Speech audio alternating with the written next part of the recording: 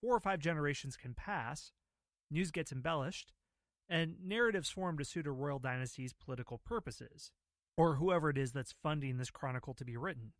Maybe they want a family history, and a monk can't help but embellish because he's not too different from a press spokesperson for a politician today. And when you read press releases for a politician, the information is mostly factual, but it's very lopsided and it's very particular about what facts it chooses to emphasize, and that's what a chronicle does. Monks themselves oftentimes couldn't help but let their imaginations run a little wild when they were writing a chronicle. As they sketched dragons, angels, demons, and saints in the marginalia of the illuminated manuscripts, who could blame them but transform the leader being described into a mystical King Arthur-like figure? Well, from the 9th century onwards, the object of such medieval fantasizing was often Charlemagne. And in later centuries, he was the go-to figure for any sort of heroics or chivalry in any sort of morality story. One such legend appears in the Chanson de Geste, a collection of 80 epic poems. And here's one epic story involving Charlemagne. An angel walks up to him and tells him to steal something. He sets out and meets a strange knight who challenges him to combat. The king wins, knocking down the knight. He's the notorious thief Elbaghast. Charlemagne agrees to free him if he would aid the king in his theft. They go together to the castle of one of Charlemagne's advisors and hide in the bedroom. They overhear the advisor telling his wife of plans to murder Charlemagne the next day. The two steal a worthless item and return to the king's castle.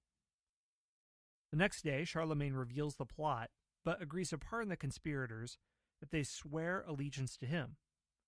Elbaghast is so awestruck, he renounces his life of crime and enters the king's service. In other accounts of Charlemagne, he's described as a white-haired king who rules by the sword and the cross, a larger-than-life warrior monarch, with his gold-hilted sword Joyeuse in hand, leading brave Christian knights against scourges of devils and spawning a renaissance of art and culture in a time of darkness and uncertainty. But like any other account of his life, there are factual elements embedded in the legend. And it has to do with Charlemagne crafting one of the first great empires in Europe after the fall of Rome. Following the reign of Charles Martel in the 700s, who checked the growth of the Umayyad Caliphate, the Frankish practice of dividing up inheritance between sons led to the reign of Pepin the Short. Pepin inherited not only the title of duke from his father, but also his well-trained army. Pepin's son Charles continued Martel's legacy and founded a huge empire. In his lifetime, he became known as Charlemagne, meaning Charles the Great. His military, administrative, and political efforts resulted in the founding of the Carolingian dynasty and the blossoming of the Carolingian Renaissance in the 800s. Well, despite his illustrious heritage, Charlemagne didn't have that great of a start. His mother Bertrada didn't marry his father Pepin until after his birth. But interestingly enough, his illegitimacy was not a problem, nor was it a public embarrassment. Accounts show that he regularly traveled with his father as a youth, and records don't exclude him from the line of succession. It's something interesting in Europe, that being born a bastard wasn't something favorable, but it didn't cut you off from any royal line for at least a few more centuries into the Middle Ages. Think of William the Conqueror, who conquers England in 1066, also known as William the Bastard, because his parents too weren't married. It's not only until about the 1100s that not being born into a legal union would be a problem for becoming a prince or a king. By the time Charlemagne ascended to the position of co-ruler of the Franks with his brother Carloman in 768, Charles was already well-versed in military tactics. He'd campaigned with his father for many years. Following Pepin's death that year, the kingship passed jointly to Charles and Carloman.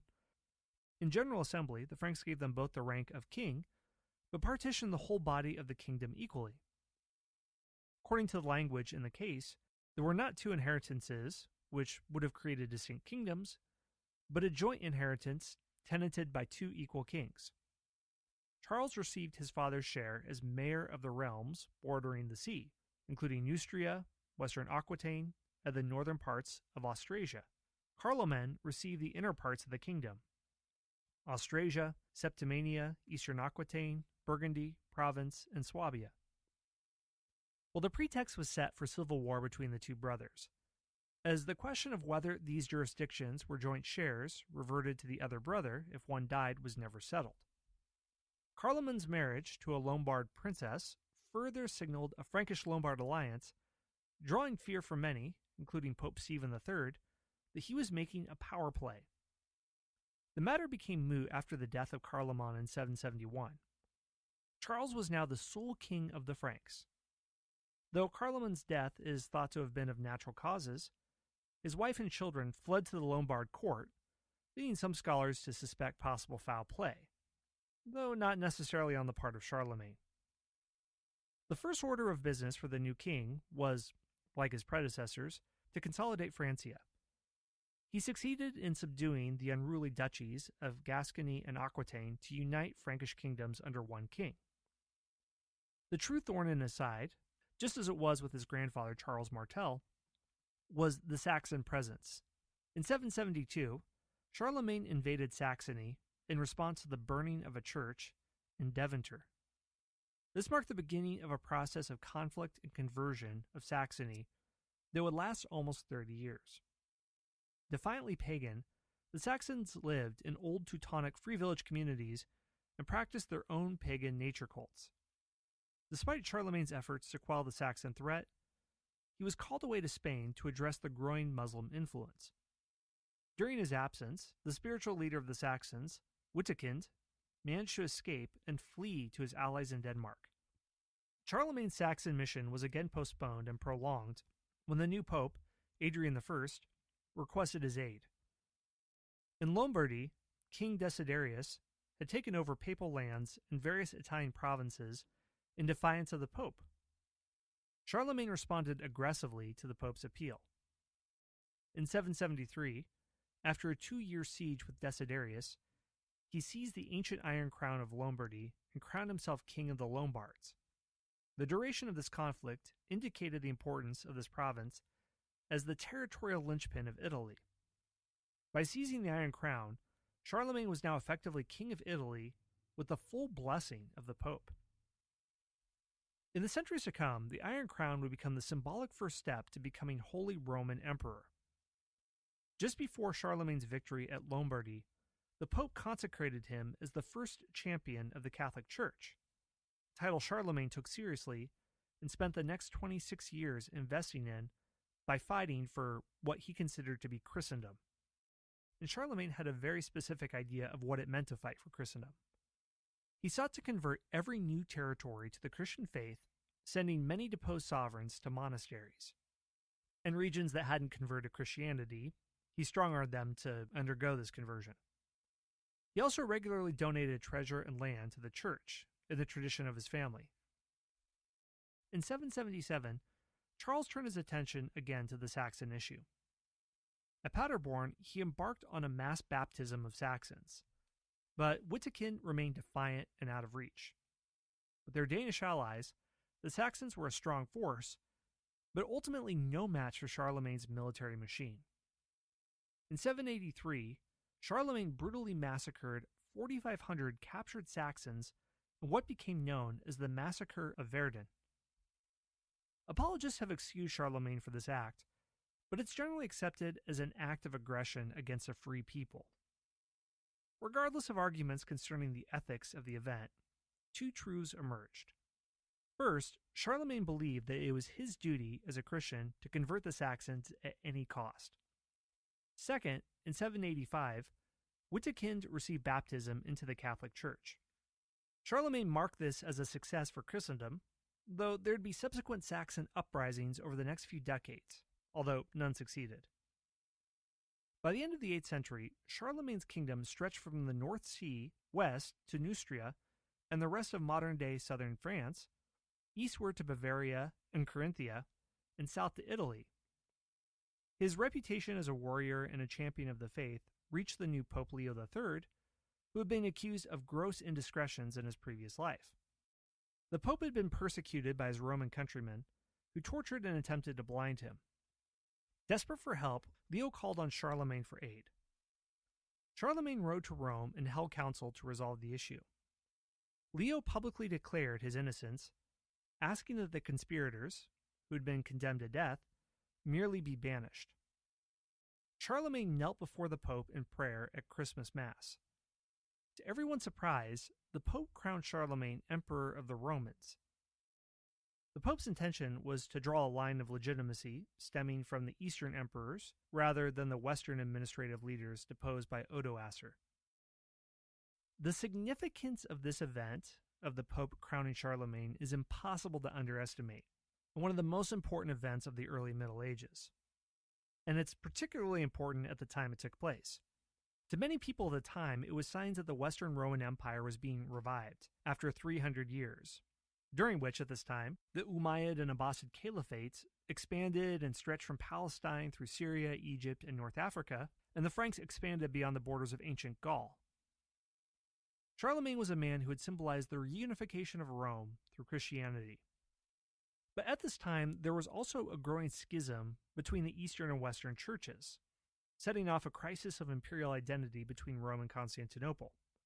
This new Western Empire of Charlemagne's was Christian, and the old Latin rite of Roman citizenship was replaced by membership within the Catholic Church. The Byzantine territories of southern Italy revolted from the Pope's decree that they had to be members of the Catholic Church, and they did so with the help of the Eastern Byzantine Emperor. Peace was ultimately achieved between the two emperors in 810. Constantinople was forced to recognize Charlemagne's imperial title, while the Byzantine Italian holdings would return to the jurisdiction of Constantinople. The Pope's act of crowning Charlemagne was a shrewd power play to reclaim the Western right to name an emperor and champion of the church. Charlemagne doubtless was aware of this maneuver and used the role to his advantage. As emperor, he could unite his conquests under the banner of Christianity, which was the most powerful collective identity at the time. The emperor could encourage growth of missions and assure their protection, achieve a unified Christian culture, and enforce a Christian way of life through the clergy. Charlemagne's career as emperor didn't last long. In 813, only 13 years after being crowned, Charlemagne fell ill and then crowned his surviving son, Louis, co-emperor. After his father's death that same year, Louis the Pious would become emperor of the territory covering modern-day France, Switzerland, Belgium, the Netherlands, and portions of Austria, Germany, Italy, and Spain. Charlemagne's long and successful reign is seen historically as the reunification of a large portion of the Roman Empire. But just as with his grandfather Charles Martel, his life was a work in progress. Both men were not satisfied with the progress they made at the time of their death. After all, many scholars argue that the Carolingian strategy began with a roadmap devised by Charles Martel in the early 700s that was purposely intended to take several lifetimes to achieve. And this plan wasn't something that would work very well with the Frankish inheritance model, where realms were split up between sons. The legacy of Charlemagne and the Carolingians was short-lived as a dynasty. But the impact of Charlemagne was a catalyst for the centuries-long development of European territories into modern nation-states. And also, Charlemagne was not defined solely by his religion, even if medieval chronicles make it sound like he was. He was a great proponent of education, art, and architecture. He never received a formal education, but determined to educate all of his children. During his lifetime, he also broadened his own knowledge and sought to learn until the moment of his death. His core entertainment was more often a philosophical lecture than a jest or musical performance. And under a variety of tutors, he became a scholar of astronomy, mathematics, literature, and dialectic, even though he never learned to write. So he was a man of contrast in comparison to contemporary leaders. He revived and strengthened his economy by abolishing the gold standard and replaced gold coins with representations of 1 pound of sterling, the same standard adopted and used by the English to this day. He went to great lengths to have all existing manuscripts and writings of the time preserved. He also funded the production of monastic scriptoria, or book copying centers. This Carolingian Renaissance resulted in the preservation of books from the time of Charlemagne, and many of these books form the core of the oldest medieval manuscripts that we have today. And many works from antiquity don't come from the Roman Empire, but they're reproductions from the Middle Ages. Stories, songs, and poems were written about